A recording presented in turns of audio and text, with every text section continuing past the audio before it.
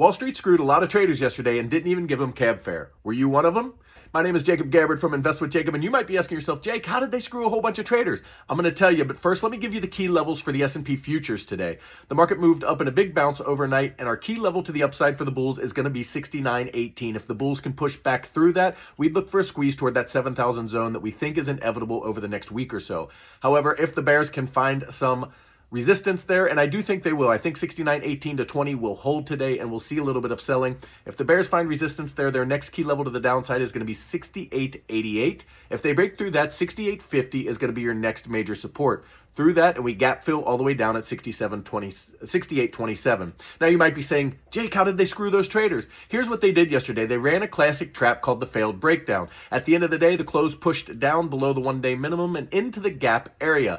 It looked very much like they were going to fill the gap, and traders pile on at the close looking for that gap fill and beyond. Then they spike it up on earnings overnight, trap all of the sellers who got in late at the close, and thus screwing them over. These are classic setups that we talk about all the time on Invest with Jacob, and if you want to be a part of it, go check it out at investwithjacob.com. Good luck today and happy trading, everybody.